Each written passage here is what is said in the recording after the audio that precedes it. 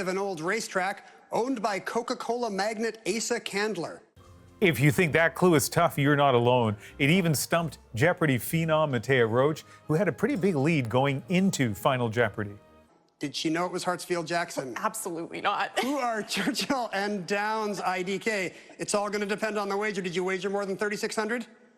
$3,601. And that $1 was just enough to end her 23-game streak. Total winnings just shy of $561,000 US.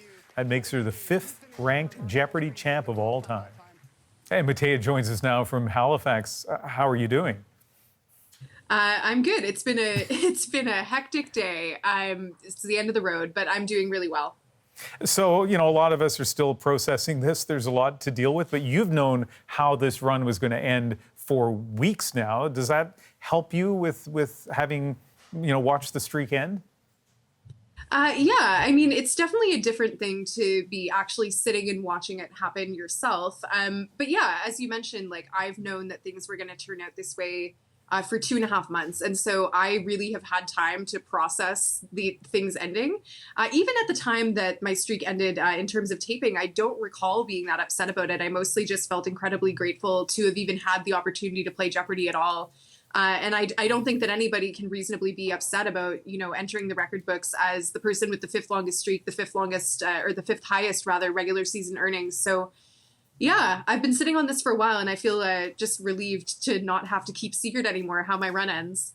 It was incredible to watch how you reacted in that moment, just with such grace and obviously so comfortable. I'm curious, though, during the run, as more and more of us started watching it and becoming obsessed with it across North America, maybe even beyond, any moments stand out in terms of people getting in touch with you?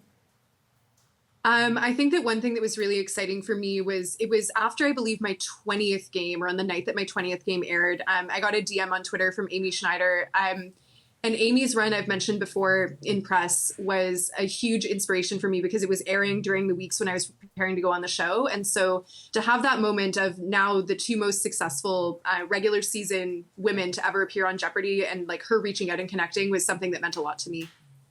We have about a minute left. 2 quick questions. First of all, what now for your life? Do you have a plan for the next few weeks or months? In terms of the next few weeks and months, I think I'm just going to enjoy relaxing, to be completely honest. My year has been consumed with Jeopardy almost since the very beginning, since I got the call to go on the show on January 5th.